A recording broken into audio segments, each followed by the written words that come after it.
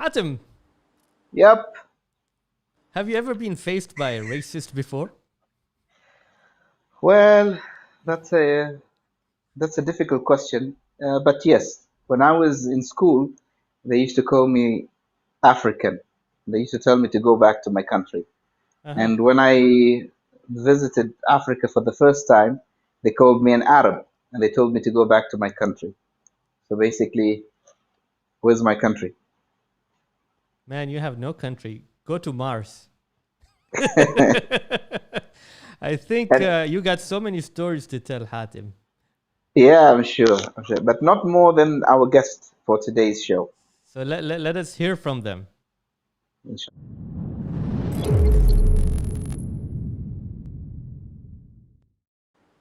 Assalamu Assalamu alaikum alaikum. and welcome to Chat Away in Ummati Station.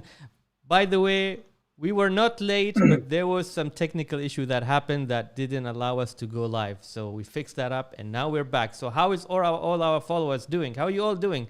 Hatim, how are you doing, brother? I'm good. What about you? I'm good. Don't look up. I'm right here, straight. Here? So, Hatim, what's happening today? Yes. What do we have? Today, I think we have a very important show, and we should have had it long time ago, since the beginning. But maybe because of the current incidents that has happened a few weeks back, and also the past years, also a lot of things happened in relation to racism. So I thought, okay, why don't we talk about it? But we have two wonderful brothers today to share their part of the story when it comes to racism. And I'm sure there's a lot of people out there that they came across racism and Mm, they didn't know how to express it in any way. Maybe it's a taboo. People don't want to yeah. talk about it. But this platform is open for everybody to share their thoughts. So today's guest, my two buddies, Saeed and Hamdi Al-Riyami, who are very close and dear friends to me. Assalamu alaikum, Saeed and Hamdi. Assalamu alaikum. For some reason, we Thanks can't hear your voice. thank you Yalla, very let's. much for us to Alhamdulillah. come on the scene. So, Saeed and Hamdi are two brothers. I'm not so sure which one of them is elder than the other. They all look young and smart, Thank mashallah. you. But Hatim, yes, yes. you've been racist now. No, I just, Yes, hey. Young and I, smart. I See? just, What does that mean? no, I just complimented them. I didn't say anything bad. What When you're about the saying something good, it's not racist. what about the old people? Yeah. No, Hamdi and thanks for having Saeed, us. Yeah. yeah, we're very happy to have you on the show. Of course, both of you have background in engineering, and I believe you're both retired and enjoying yourselves now. So we are very Yeah. pleased to have you on the show. I'm not so sure if our audience have met you before or know anything, so I would leave the floor to you to start off with where were you born and raised so that they can have an idea why we're talking about racism today. Okay. Well, both of us were born in Portsmouth, UK, back in the Yes, 60s. Yeah, not to give anything away. Um, our parents had immigrated from a place called East Africa, Zanzibar. mashallah. Mhm. Um, back in 1964, actually, there was a revolution in Zanzibar, but our parents, in particular, left in the 1950s. My mother and father went as students to Portsmouth and UK, and we ended up being born there. And we were lucky to be born there at the time. And we didn't really feel racism in any sense of the word or understood racism really. I don't remember racism in school as much. I knew I was different. I always used to watch films with cowboys and Indians that used to be always the Mm. cowboys always won, and us the Indians being slightly of darker color used to lose. Yeah, yeah. Some shows, but the name calling was not as I feel as it is today. It was a much friendlier place. There were less of us in our particular town. I mean, at that time in the 1960s, there wasn't so many. Where we lived in particular, you know, I remember going to school, there was only 2 of us in there. So by the time but for us, by being coloured, we became very popular because we grew up in a society which was not majority white, and all the friends we made or went to school with were white. So therefore, our names became quite easily known. Yeah, because MashaAllah.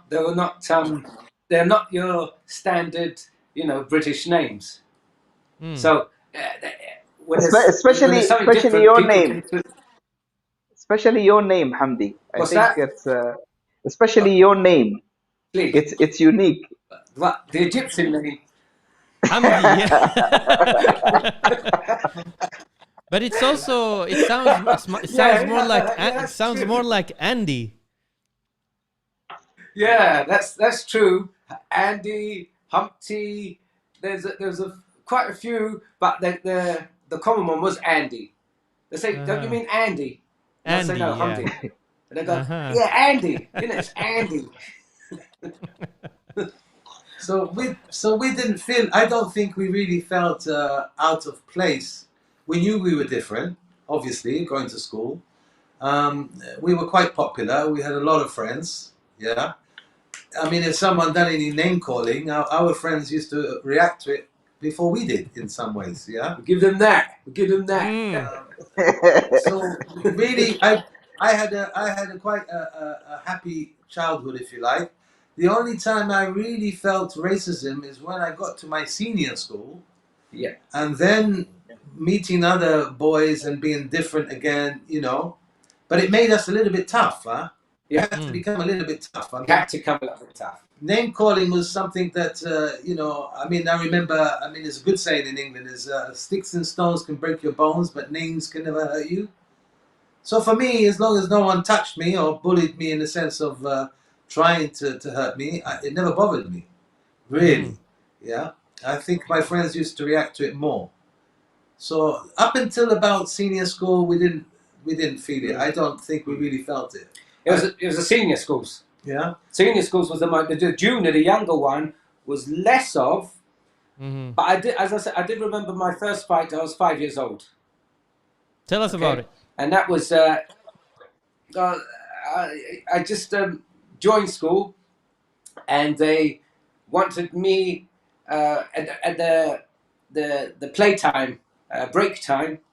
They wanted me to fight this other coloured boy, because he was the only other coloured boy, this Amble. All right, and because they the locals there in the UK, they hadn't seen a fight between 2 coloured people fighting, or 2 dark people fighting. And this guy, I think he was a Santolini. Hamdi. Yeah, I think he's Hamdi. Yeah. So they were all standing in a circle and betting money on both of you. Well, it wouldn't surprise me. We were there, those days, pennies. But and then we had fun. But in the actual having the fight, he was one of my first friends at that school, because I managed to change the actual, make it look like we're fighting, but we wasn't. So I said to him, pretend to hit me so that, it looks like you're hitting me much harder, but you're not. That was the best way. That was the best way to get out of that. But that was my first introduction to the social environment, you could say, in schooling. But Hamdi and Saeed, you two as kids, didn't you notice or realize that you're different than other kids? That's what I'm saying. Didn't this appear? You realized it, but like Did I you said, ask your parents? Did you ask your parents? Why are we different than everyone else?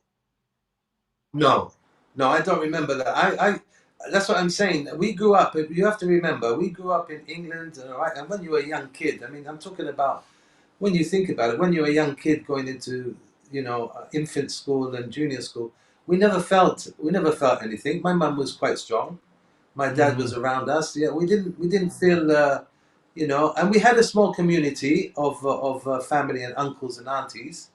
I mean, most of them left later on, but at the beginning, we didn't feel it, and there was a few of us, so we knew we were different. We knew that we were coming from a different place, but we really didn't know. We didn't ask the questions like, you know, we knew we spoke Swahili. The mother tongue was Swahili, so we knew we were Africans rather than anything else, as far as we understood.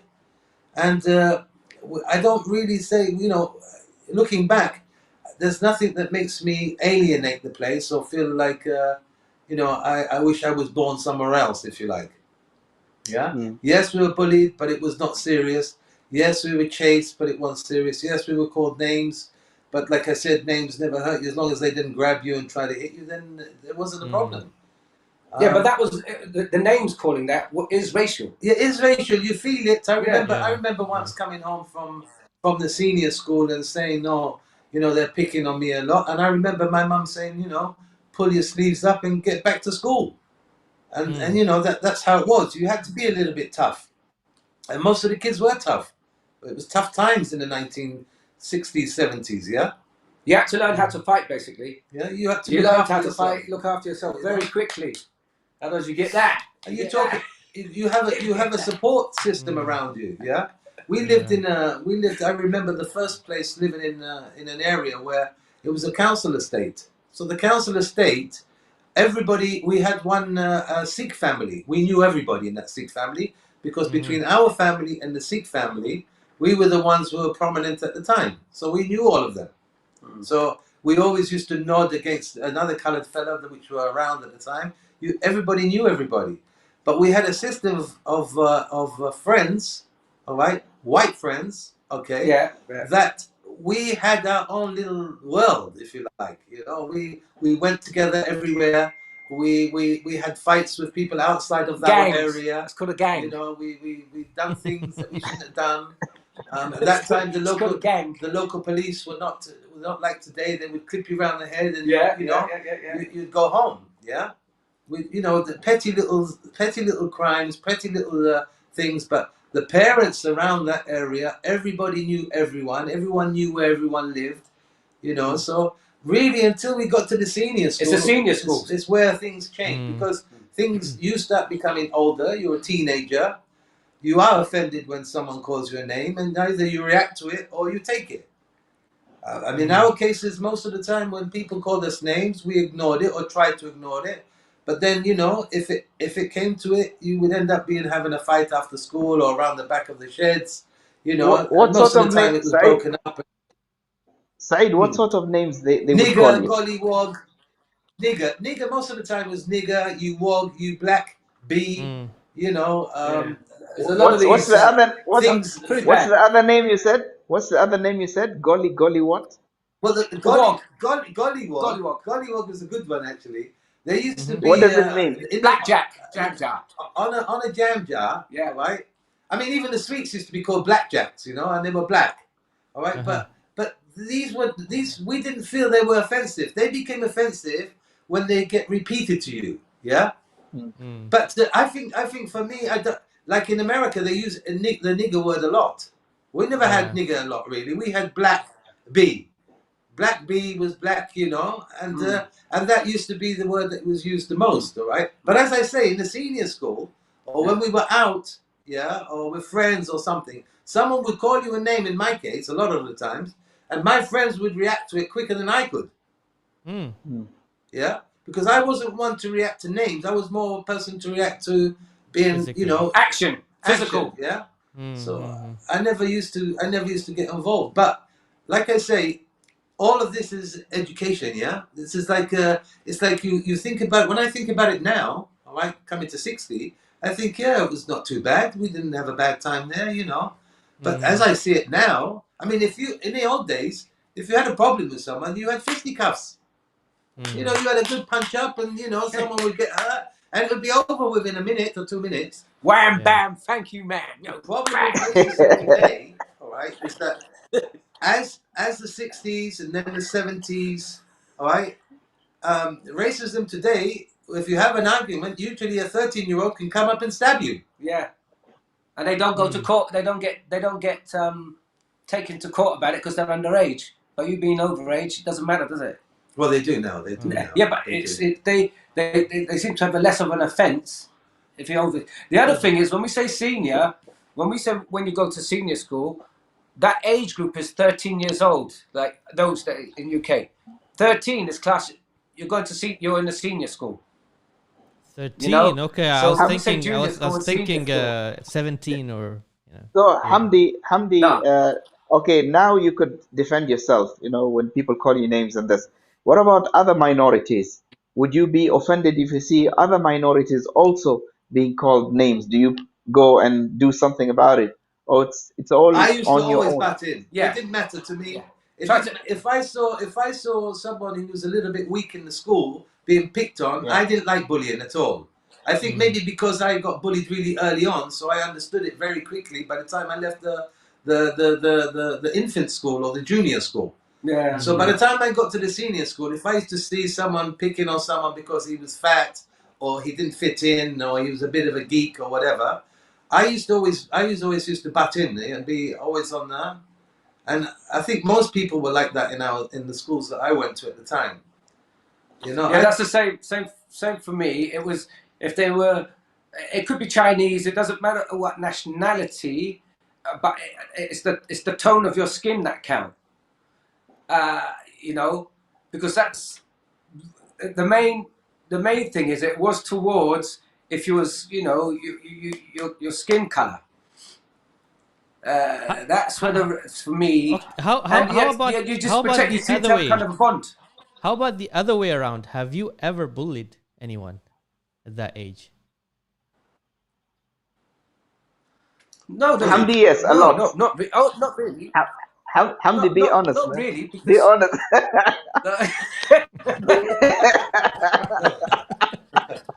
No. They used to bully Be me. honest, them two. Hamdi, I be had honest. another brother. We got another brother, and they used to pick on me. Ah, But no.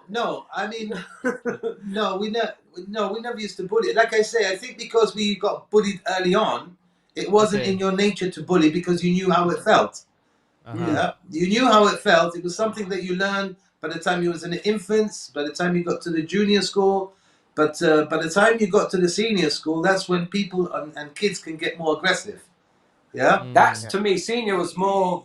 you know what I'm saying. It's not a natural thing for an infant to start calling you names. All right, it's not natural really so much. It is now more so, but in But our then, time, yeah, it wasn't. it's only because they're more educated, and there's a big difference now. There's a bigger Oh, yeah. community of blacks, and they all in England. They all seem to be put in the same housing estate. Yeah, and then when the Indians come or the Bangladeshis, they're all put in a different housing area or a different, like Birmingham. It's well known for this kind of thing. Parts of London, there are only blacks there. Yeah, And so Arabs there's some has their segregation own in place. Well, yeah, Arabs. Yeah, well, they're sort of the Arabs came later because the Arabs, all right. In the early days, an Arab would have been classed as an Indian. They wouldn't have known any difference. You understand what I'm saying? They wouldn't have, no, by looking at the Arab, you wouldn't have known that he's either a black guy or you just Unless he's dressed. You know The national dress. You Yeah. wouldn't see it in England, not in the 70s. You wouldn't have known any difference. No. Yeah. Now, The you first go- time I really got to know about colours was in the 80s. Sorry, in the 1970s, there was a group that came out. I think they're still effective quite now, which was the National Front. National Front, yes. The National Front was they had a political agenda. Okay, I think they did get a couple of seats in Parliament in the early days, but in our particular area, when the National Front came out, they were the minority. The majority was anti-National Front. So anytime they used to come out, everybody used to get together, and then there would be, a clash. There would be a clash of some There'll sort. be a clash. Yeah. I think both of you, until now, you spoke about the color. Are there any other types of racism that both of you experienced when you were growing up? And I'll give you an example. You have a lot of Caucasians who came to England, like the French and German and Romanians, and they look the same like the English, but maybe they have an accent, they're from a different race. Did they also go through I understand. racism because of their I race? understand what you're saying. I understand what you're saying there, and yes, when you start going into the working environment for Yes, work, yes. there, I felt there was quite a distinction at when you In what way? leaving school, applying for jobs, leaving school and trying to apply for work. There was some racism there. Can you tell us a bit about it? Okay, for example, I'll tell you one just off my head. I applied for a job in the papers. There was a job, and I applied for this job, working for this reputable company, and there was a phone, like a phone interview. They wanted more details, and when you apply those days, there was no mobiles. It was usually you have to send a letter, or it's by phone, your address and so forth. Where can I send my, something about your CV and what you've been doing, what's your experience, if you've got any work experience, you're studying. So, but by the phone, I would give them all this, information and that. And they said, "Oh, great, fine. Oh, we'll get in touch with you." The next phone call I get after a couple of days, "Oh, can you come to our office? We'd like to interview you. We'd like you to come." Oh, great, fine. When I went to the interview, there'd be a few people there. My issues, I noticed, 9 out of 10, they're all like white people. And then I noticed when it was my turn for the actual interview, by myself, they're acting. Oh, actually, no, we don't do this. We don't do this. We don't do this. And you just felt negative So they changed. vibes. They changed. You wouldn't get I wouldn't get the job. At first I'd say, "Oh no, there'd be a couple of more people, not just me by myself. There'd be a few more people waiting for the interview." Okay, I'd say about 3 or 4 around there, but they're all white. I'm the 5th one, and I'd never get the job, even if I had more experience, more. And then when I found out by the secretary is really the one who told me.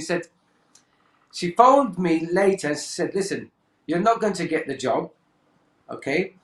And this was an Indian lady who she goes, "I'm a temporary secretary here only because they couldn't find anyone, and I came in as an emergency just as a secretary for this company." Strange. Because the lady is on leave because she's pregnant. She's having a baby. She's just had a baby. Okay, so she's a replacement.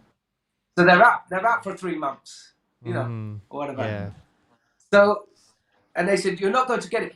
That's why when they were interviewing you, she goes, "I could see," because she was taking notes in the interview. The second, she was taking down the notes of, the talk as proof, I suppose, of the interviews. But she told me and phoned me, she says, because of your colour. They won't accept no one. But they will try and be nice to you. And all that. I said, "No, I felt it." Now that's a real life. That's a fact. Okay? That is true. You do get an instinct for if you're liked and not liked. You seem to know. Some people, although they want not to necessarily call you a name, but they will be offish with you. And because you're growing up with it, by the time you leave school, you have an instinct for who likes you and who don't like you. And you tend to avoid them. Yeah? Yeah. Does it still exist? I mean, how long did it go, this racism thing? I'll tell you what, I'll give you an example. The next time I really felt someone explaining something to me, I don't know, maybe because I was older, but I reckon, I can't remember, I think it was around 1981, like this. There came a time when it was free Nelson Mandela. Oh, yeah. There was a Live Aid, show in UK, all right, that sort of highlighted it. I mean, we didn't really know these things. We knew some things, but we didn't really know what was going on in South Africa until I went one day to a course in a place called New Haven, back in 1980, I think it was 80 or 81. And the guy that I got teamed up with to do some of these some of the works there was a white South African guy, and he was married to a colored Indian lady. Okay. So we had finished work, and because it was a 5-day course, we went to the pub after the job, and then we had a conversation. And he was telling me, you know, where are you from? And I said, I told him where I was from, you know, which area, and started having a conversation. And I think on the second day, he told me that, yeah, I come from South Africa. And I said, oh, okay. Free Nelson Mandela was around that. I said, oh, Nelson Mandela, I knew about that. What is it like? And he explained it to me. When he explained it to me, I was getting fumed, because he said to me, oh, yeah, we have 3 categories there. And I'm married to a colored girl and blacks. So that, I said, what? You have 3 different kind of... he said, yeah. Segregation. We have white, we have colored, Segregation. and we have black. Yeah. He said, so when I want to go to a hotel, he said, for example, when we go to different parts of South Africa, and I want to go in a hotel, I can't, because they won't accept coloreds or blacks. Okay. He said, or sometimes when we go to... I said, but for me, coming from England, that was like a real blow, because if you're talking about racism, for me, that was a political racism. That was an institute racism. That was racism every day. Illegal. That's, you know, That's the red line. that The red illegalized, line. is more racism. legalized racism. Well, think about it. We're coming from UK. We've just discussed how we feel about And what we've being coloured experienced. and all the rest of it. Our experiences compared to being coloured, black, or you're segregated literally by the colour of your skin. You've got three different things going on there. You know, and so for me, that kind of racism it made me angry. I do remember getting angry and saying, "Oh, you can't have this." And then Live Aid came, and then Nelson Mandela got freed. And every time something that comes, like for example the National Front, The National Front was something. Yeah. that's something that brings it to the forefront. It brings everybody's talking about it. Everyone's doing. Someone has a question about the National Nelson Front. Mandela. If you can explain, he's asking, is the National Front in the UK considered as far-right group that is anti-immigration? Migration. It's extreme right, far Extreme right, right. extreme far right. Yeah. Okay. Yeah. And it's a party where they believe if you're not there's a saying, I don't want to say all a saying, but the rhyme goes, if you're white, you're all right. If you're black, something back. Join the National Front. I'll never forget that song. That was used to be chanted in the bus and everywhere. But I don't want to say that as well. That rhyme. If you're white, you're all right. If you're black, back. Join the National Front. That's it. You could have beat it out. If it wasn't live, you could have beat it out. That But was they're really weak, huh? Yeah. I mean, this is not something where you can say it's on a big scale. Yeah. Yes, they have a following. Yes, they get a lot of publicity time. But they're weak, very, very weak group as far as UK. Kill him. Yeah, but I have They to shouldn't be mention there. this. I have to mention this, that as we are talking about racism, it's not a monopoly in the European countries only, or the African countries. Even in the even in the Middle East, there's a lot of racism, and even in the Indian subcontinent, they have the caste system. Oh yeah. So, like in the Middle East, you have the tribalism. So it differs from one place Which to we've the other. experienced. Yeah. The severity, how severe it is. Yeah, the In some severity of states, it. like in South Africa, it used to be legal to segregate. You know, the roads for the black and the white, and the hotels and the shops and everything else. You have, like in the United States, recently what happened, Black Lives Matter. Yeah, this is something that has been going on for a very long time. You have the caste system in the Indian subcontinent, and even in Arabia, the Prophet, peace be upon him, worked so hard to remove this distinction between people. where Yeah. he said in one of the prophetic tradition, there is no difference But between an Arab and a non-Arab, and a white and a black, except through piety. But in today's modern day, you see people going back to the old ignorant state of being racist towards other because of Well, nationality, do because of you know what I color. feel it is? Yes, I think there's a change. There's been a change shift in the last 10, 15 years. The change shift is that we have mobile phones. People are more yes, aware of it. I mean, you think that Black Lives Matter and the riots that recently happened in America would have happened if it wasn't filmed? Yeah. yes, I mean, can yes. you imagine if we had this technology now in the time of South Oh Africa? yeah. Oh You yeah. think the world would have reacted That would have differently, been right? So, but exactly. what I will say is that if you look at what did happen in the 80s, South Africa is still suffering from it today. And recently it showed itself. Yeah? You got a road, you got 82% of people living on this side of the road are Indians and white people. And on the other side of the road, you got 90% of the people who are black. And the other percentage are Indians. Okay? There's a clear cut thing that's happened in the 80s that is carrying on into the 20s. There's a clear distinction, basically.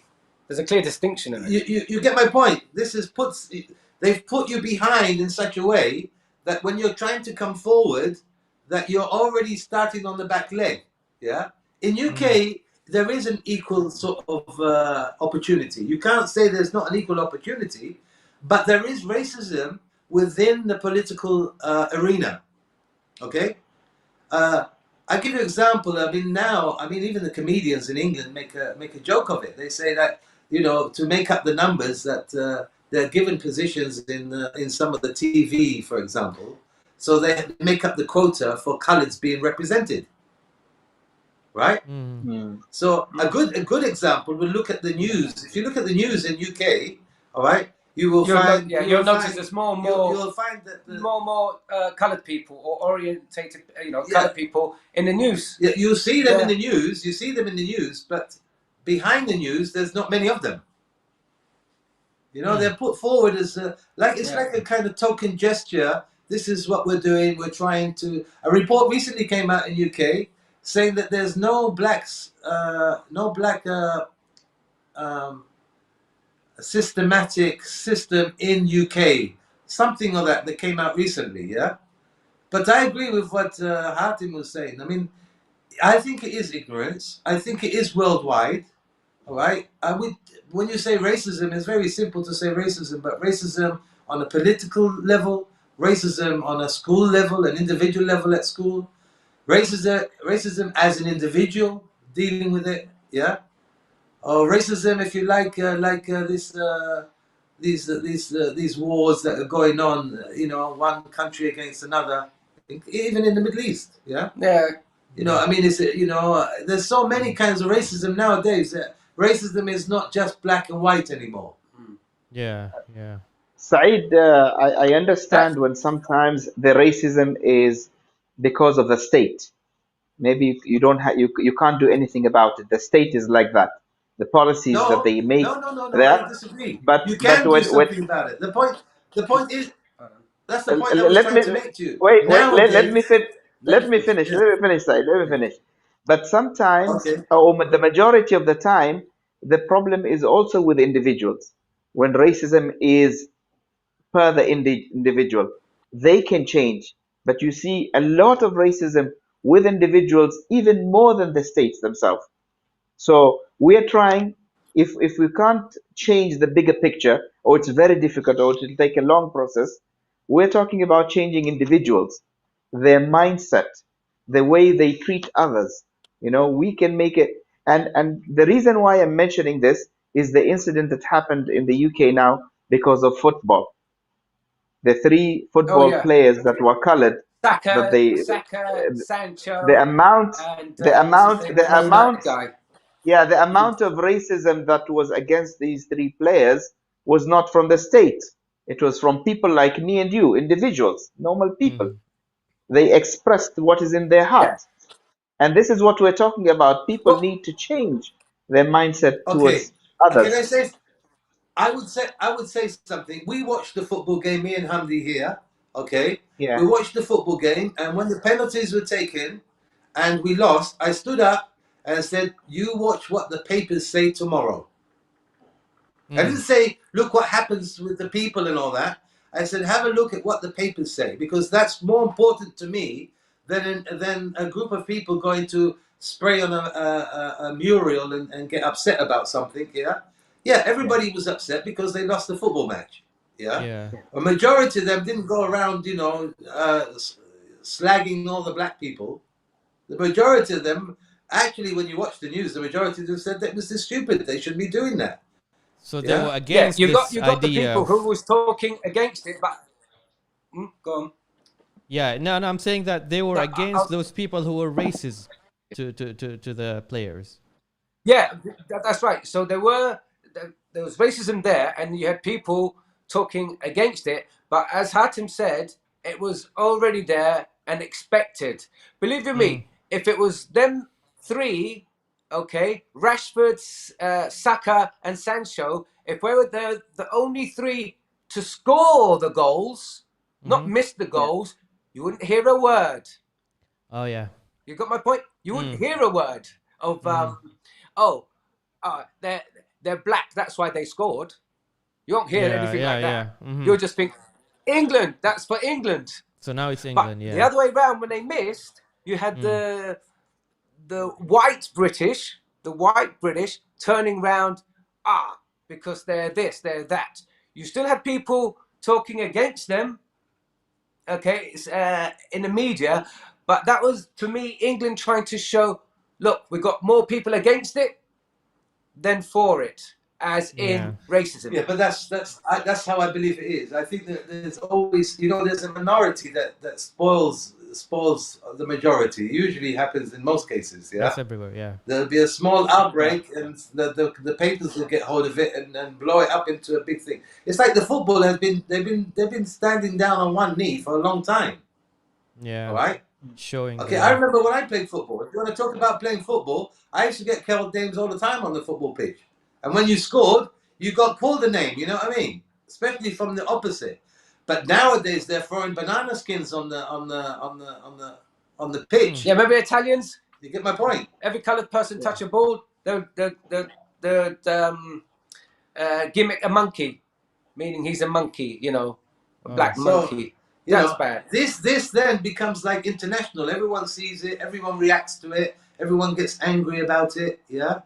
So, but the majority is not usually anywhere you go. It's not the majority. It's a minority, and then the whole place get pasted. It's like recently in Australia. Australia had a problem recently, didn't they? Yes. Was it recently? I think it was quite recent that they had some sort of problem where there was two guys on a train or something, and they all rushed to the area, and there was a lot of fight. I think it's called Candom, where there was a lot of fighting and a lot of people venting, a lot of people who say, oh, because we don't get the jobs we used to, or I think it's just more prevalent now because we see it more on the screens. Mm-hmm. And just one I thing I'd like to point out. This is very recently, actually, just a couple of days. I don't know if you've looked at the media lately, but do you know the Olympics? The yes. Yeah. Olympics, okay, this BLM, Black Lives Matter movement, and bending the knee. The Olympics, okay, said no, we're not going to have it. We're not going. You're not going to bend the knee for it. Okay, do you know why? Because this is where I feel there's going to be a distraction because the LGBT, the gay, Mm. lesbian, blah, blah, blah, they said, Mm. right, if we can't show our flag and we get representative, why should Black Lives Matters? These are two different issues. Oh Yeah. yeah. Racism is one issue and gays and lesbians is a total another issue, but they're trying to mix it in to get the public to sway from racism. And That's if what you're I feel. against the LGBT, that means you're a racist. There you go. Yeah, there you go. How can you put the What? LGBT as a racist thing? This is where they try to blur the lines, and it's too distinctive. One is one side, and LGBT is another thing. A totally different issue, nothing to do with racism. So people should be aware when they start seeing, yes, now let's have the gay rights, the lesbian rights, and all this. It's a totally different issue. I think the lesbian and this gay marriage and all the rest of it was brought up by governments looking at the population, all right, getting too big, and it was another way of introducing something where they could reduce the population by accepting gay and gay rights. I mean, you have to look at the bigger picture for a lot of things, yeah. I mean, if you wear blinkers, sometimes you don't see the big picture. But everybody knows. What do you want? 11 billion? We're going to eat ourselves off the planet. Well, you know. you know, the way they look at it is different, and the way we look at it as Muslims is totally different. And I think we can have a I special think that's another dedicated. subject. Yeah, I really that's feel a that's total another different subject thing. because Yeah, that's but a huge one to there. bring you back to the main topic, which is racism, I want to talk a little bit about religious racism. Now it's beyond the color, beyond the race. It's about your faith, what faith you come Yeah. from. That makes a big difference.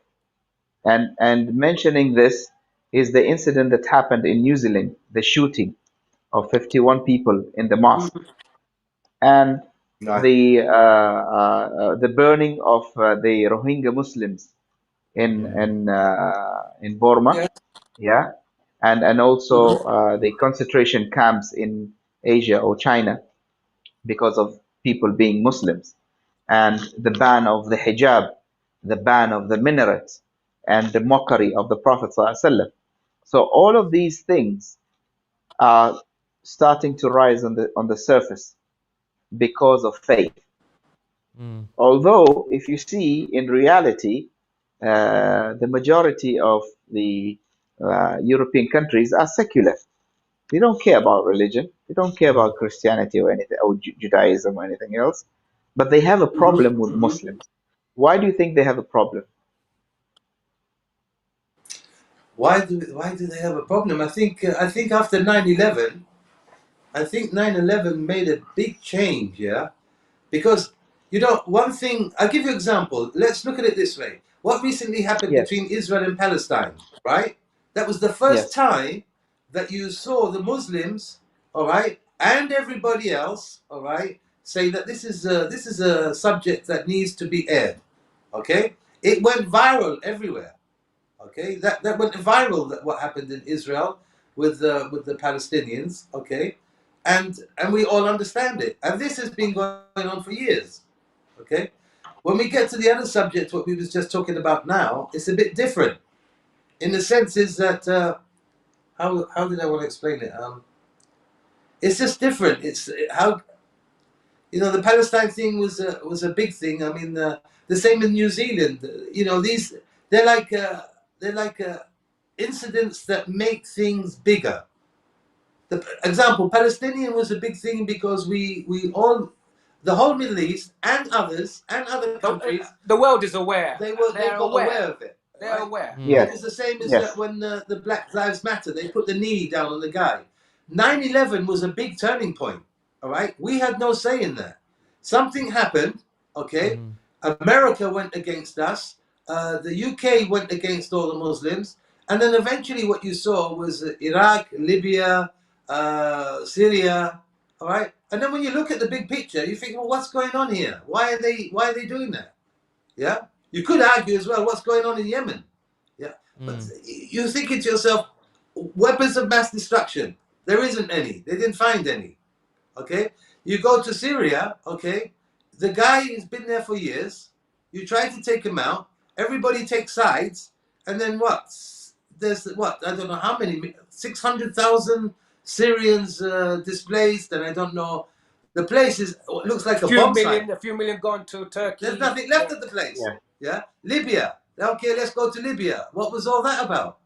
I mean, what I'm trying to say is that sometimes if you want to bring all these things, whether it's religions, Well, religions have been going on since the 1400s. Earlier than that. Yeah. I The think Crusades. The Crusades. The you know, Crusades. That is a form of racism. The Crusades. yeah, Saeed and Muhammad, That's going back and even sorry, earlier. Saeed and Hamdi, we might have these racism as a state. You know, this one state invading the other or being animosity to particular religious group. But the most dangerous one is the racism between ourselves, like the war between the Sunnis and the Shia, or the different Yeah. tribes and madhabs of Muslims. You know, like when there was a problem between Algeria and Egypt because of football. These are brothers. They share the same language, they say that the same culture, the same religion, but they fight for petty things. And it's our duty, I think, in our generation to change the mindsets of the Muslims that we should love one another. What we're doing Oh is yeah. we are encouraging others to be racist on us because we are not, you know, just ourselves. We don't practice the love. We preach love Hatim. to one another, but we don't love one Yeah. another, actually, in reality. Yes, Hamdi. Just one thing, Hatim. Having saying what you said, for example, on the religious aspect, Shia and Sunnis, so it could be Ibadis as well. You know, I know we're small, but Yeah. it could be there as well. I wouldn't say that is racist. That's a religious maybe issue than a racist issue. I can't say that's a fault. I'd say prejudice, but that's not racist because it's not about your color there. You got my I point on would the like religious I aspect. would It's not disagree. about color. I would disagree with you that it's not racist. It is racism because basically, when you talk to a lot of these guys, they even don't know what's the difference. If you ask them, how many books did you read from the other side? What do you disagree with them? They just heard from someone, from their sheikh, from their tribal leader, from their community. They don't even know what's the difference. I mean, They don't know I even think. what happened at the time when the Prophet peace be upon him died, and how did the ummah split into Shia and Sunnah.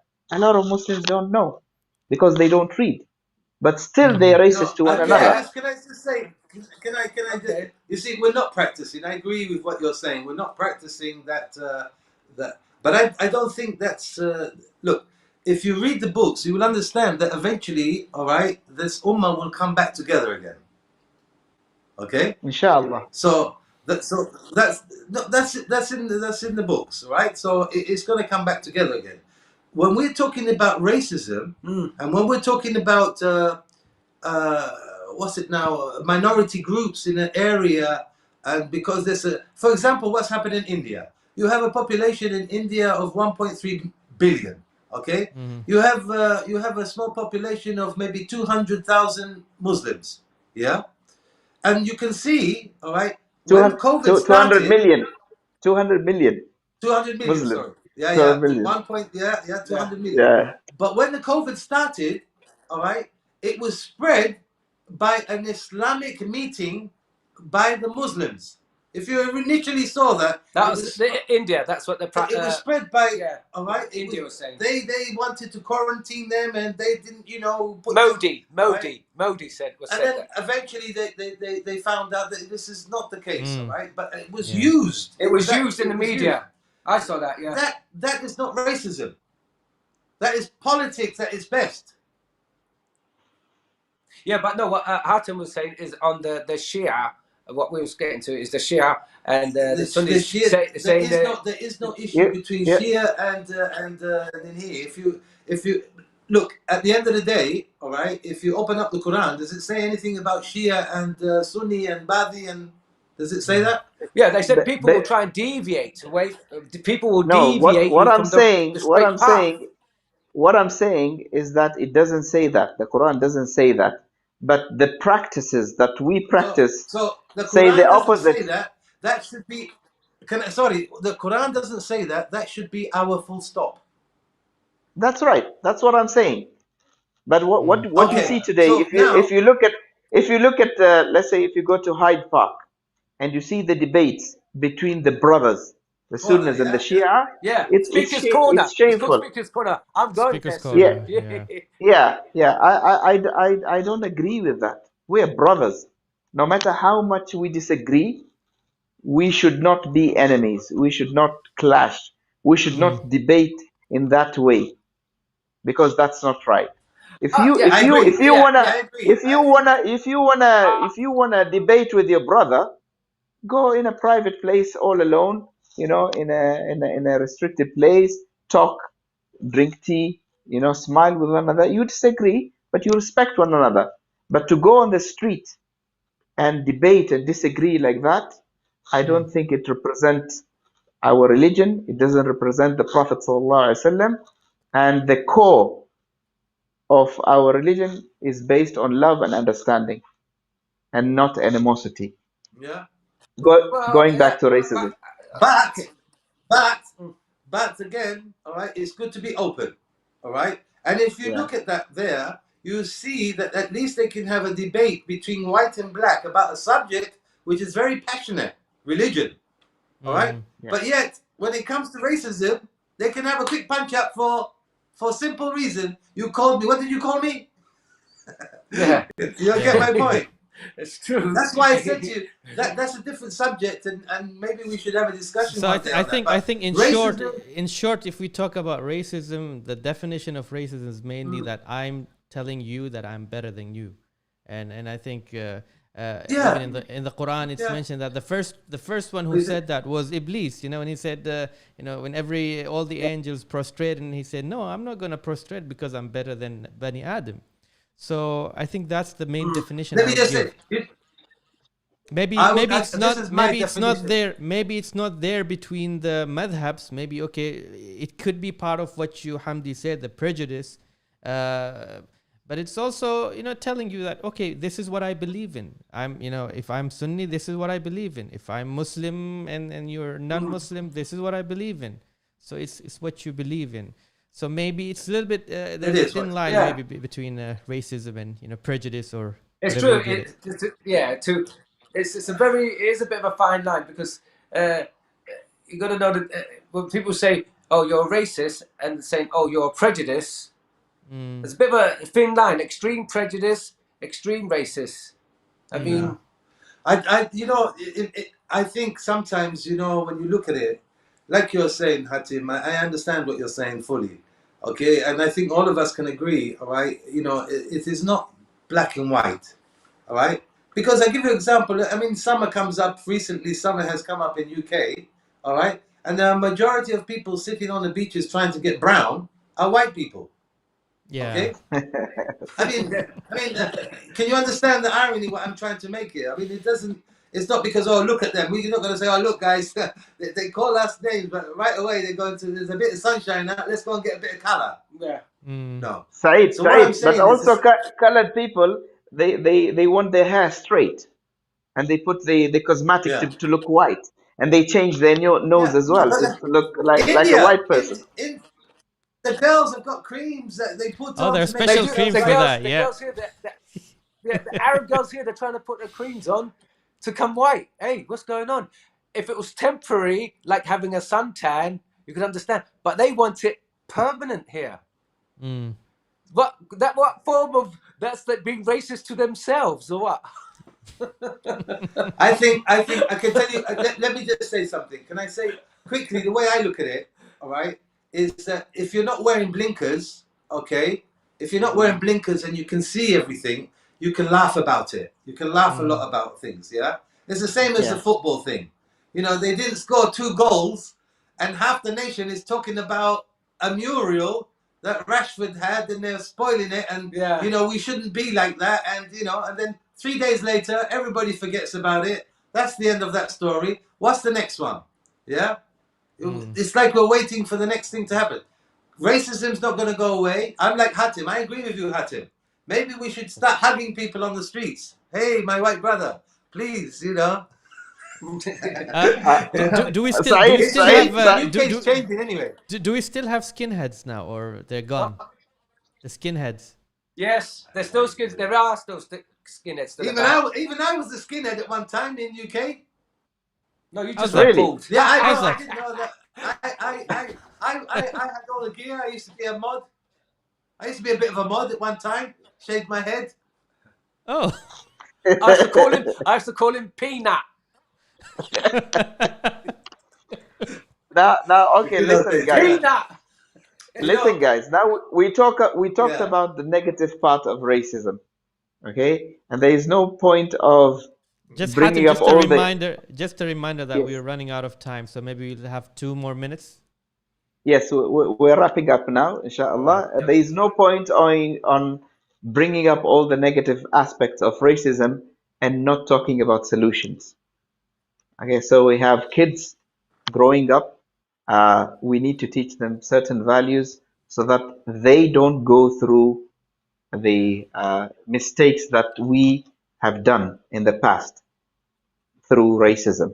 So, what do you guys think in terms of the solutions? You know, Well, I give you. I we can talk. want the light at the end I of the can talk. tunnel. The light. The Yeah. light. I tell you what. One light is. There are more and more couples who are white and black, whether it's a white mum, a black father, or a white father and a black mum. They're getting married in the world. They love each Mhm. other. So my answer to all of that would be love conquers all. Yeah. Because if they're getting married and they're having children, or be any color at all, it would just be shades of white and shades of black. Yeah. My view is I feel from a very early age, okay, all schools around the world in an early age, you show colours only skin deep. It's just the colour. You shouldn't almost make a religion out of it, racism, because some of it is inbred from their fathers and mothers to their kids, to their grandkids. It goes through the line. Hate coloured people, hate their colour. Okay, Yeah. it should be taught in every school. It means nothing. If you get our youngsters to adapt this around the world, believe you me, what a change it would make in 10 years. Because by the time they've grown up, knowing, so when someone does say something or say, oh, because this one's coloured, oh, look, he's a dirty colour or whatever, okay, it'll be wiped out almost by that time. But you've got to start from the young age. The older age can only learn now. Somewhere. Education is right. Education. But Yeah. I think it's already Education, happening. yeah. People there's intermarriage nowadays. Yeah, Yeah. intermarriage is another way that's changing it. I mean, UK is a multicultural and multicolored country now. It's not just black and white anymore.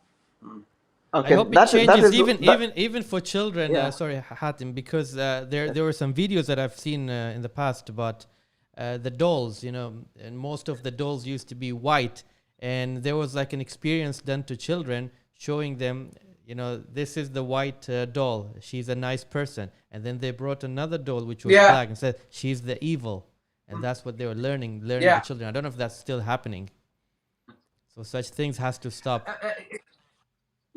Because if the society are willing to, for in the schools, I think just after nursery school, as soon as kids can take in values, they allow it. They're fighting for it, for the LGBT to teach. I don't know places like Norway, these either Eastern Europe.